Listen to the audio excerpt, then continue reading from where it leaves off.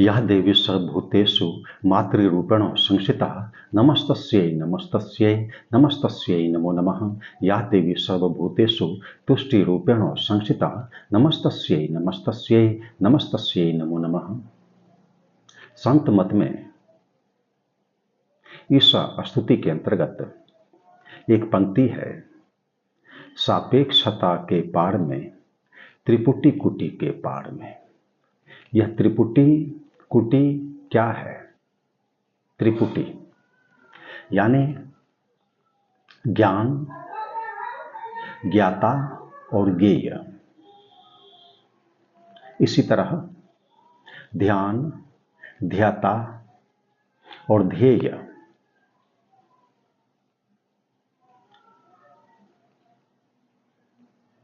इसी तरह दृश्य, दृष्टा और दर्शन। ये जो तीन प्रकार के शब्द हैं, या फिर उपासना, उपास्य और उपासक, सेवक, सेव्य और सेवन, इस प्रकार के जो शब्द हैं और इस प्रकार की अवस्थाएं भी हैं, शब्द हैं, संज्ञाएं हैं, कोई औचित्य तो है, तो तदनुकूल संज्ञा के तदनुकूल अवस्था भी है। जैसे उपासना है, तो उपासना क्या है? साधारणतया एक साधन है, और उपासक जो कि उसका आश्रय लेता है, और उपास्य जो कि साध्य है।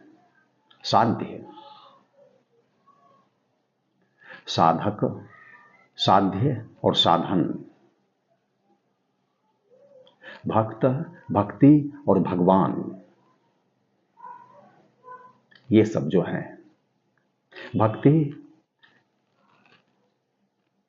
साधन है, परंतु इसे इतना मात्र ही समझ लेना, ठीक से समझना नहीं है। भक्ति साध्य भी हो सकती है, साध्य, क्योंकि यह ऐसा साधन है जो कि हमारा चरम लक्ष्य है, परम लक्ष्य है, परम ध्येय है। उसकी प्राप्ति करा देने में सर्वथा सक्षम है। इसलिए इसे मात्र साधन कहना कोताही है, कृपणता है। क्या कहा जाए भक्ति के बारे में? भक्ति की तो ऐसी महिमा श्री रामचरितमानस में पूज्यपाद गोस्वामी तुलसीदास जी महाराज ने बतलाई। भगति स्वतंत्र सकल सुख खानी, बिनु सतसंग न पावहि प्राणी। भगति स्वतंत्र, ज्ञान स्वतंत्र, यह नहीं कहा गोस्वामी जी ने। भगति स्वतंत्र, भक्ति स्वतंत्र है, यह किसी के अधीन नहीं है। मानव एक भक्ति करनाता, ऐसी महिमा है भक्ति की। तो जिसकी ऐसी महिमा है वह मात्र साधन हो नहीं सकती है। यद्यपि वह साधन भी है, तथापि वह साध्य नहीं है। ऐसा संशय, ऐसा भ्रम हमें पालना नहीं चाहिए। कदाचित भक्ति ही हमारे ध्येय के रूप में परिणत हो जाती है, उसी की अभिव्यक्ति है। भक्ति की अभिव्यक्ति वह और कुछ नहीं है। और अपने जीवन में तो बड़ा महत्व है, मनुष्य के जीवन में। चार्वाक ने कहा, यावत जीवेत सुखम जीवेत ऋणम कृत्वा घृतम पीवेत। क्या इतना मात्र ही करना हम लोगों के लिए श्रेयस्कर है? मनुष्य हैं, कुछ अपेक्षा है हम लोगों से, और अपेक्षा है, जिसकी अपेक्षा है उसकी तृप्ति के लिए सो बात नहीं है। किसकी अपेक्षा है हमसे? परमात्मा की। यद्यपि अपेक्षा है, परंतु यह अपेक्षा, इस अपेक्षा से उन्हें क्या मिलने वाला है?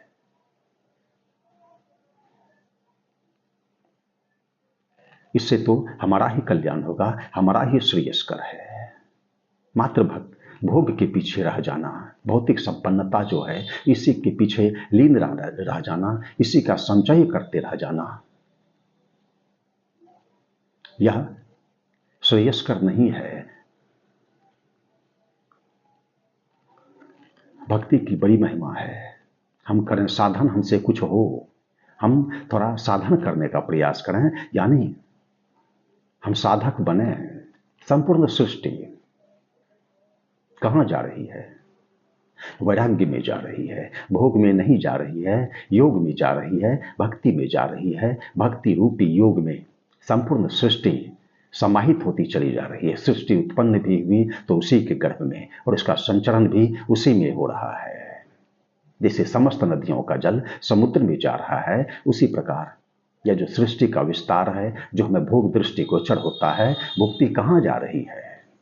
नदियों के जल की भांति विराग में, वैराग्य में, वहीं जा रही है। राम विमुख न पाओ सुख कोई, शिव अजग सुख सनकादिक नारद, जे मुनि ब्रह्म विचार विशारद, सब कर मत खगनायक एहा, करिय राम पद पंकज नेहा, श्रुति पुराण सब ग्रंथ कहाही, रघुपति भगति बिना सुख नाही, कमठ पीठ जामहि बहुबारा, बंध्या सुत बरु काहुहि मारा, फूलहि नभ बरु बहुविधि फूला, जीवन लह सुखड़ी प्रतिकूला, तृषा जाय बरु मृग जल पाना, बढ़ जामहि शश शीश बिछाना, अंधकार बरु रवि न सावै, राम विमुख न जीव सुख पावै। हिमते प्रकट अनल बड़ु होई, विमुख राम सुख पाव न कोई, बाहरी मथे घृत होई बड़ु, सिकता ते बड़ु तेल, बिनु हरि भजन न भव तरियो, यह सिद्धांत अपेल। भोग में ही ना रह जाएं, भोग तो यों हमें प्राप्त हो जाएगा और हो जाता है, यह तो भूसा है। परंतु ईश्वर की आराधना हमसे होती रहे, उनकी आराधना हमसे हो, ईश्वर की आराधना, उनकी उपासना। यावत जीवित सुखम जीवित नहीं, हमें तृप्ति नहीं मिल सकती है। हमें तृप्ति चाहिए, हमें सेटिस्फैक्शन नहीं, हमें कंटेंटमेंट चाहिए, और कंटेंटमेंट की प्राप्ति हम जिस कोटि के हैं, जब तक उसकी प्राप्ति नहीं होगी, हम कौन कोटि के हैं? तो हम शाश्वत कोटि के हैं, सनातन कोटि के हैं, अनित्य कोटि के नहीं हैं। अनित्य कोटि के अंतर्गत जो विनाशशील पदार्थ है वह है ना सतो विद्यते भावो ना भाव विद्यते सतः उभयोरपि दृष्टो अंतस्तन अयो सतत्व दर्श भी है। इसलिए विनय पत्रिका में पूज्यपाद गोस्वामी तुलसीदास जी महाराज ने उल्लेख किया, पांच परसरसो शब्द गंध रूप, इनकर कहा न कीजिए बहुरी परब भवकूप। इसलिए लंगोटी हम लोग कसें, लंगोटी कसें और ईश्वर की भक्ति हम लोगों से हो। रूप रस गंध शब्द और स्पर्श विषय तो कई कहे जाते हैं। इसे आजकल के विद्यार्थियों से पूछा जाए, कोई हिस्ट्री कहेगा, कोई पॉलिटिकल साइंस, कोई ज्योग्राफी, ऐसा है, कोई एनाटॉमी, कोई फिजियोलॉजी, कोई बॉटनी, कोई जियोलॉजी, कौन कौन से विषय ये लोग बतलाते हैं।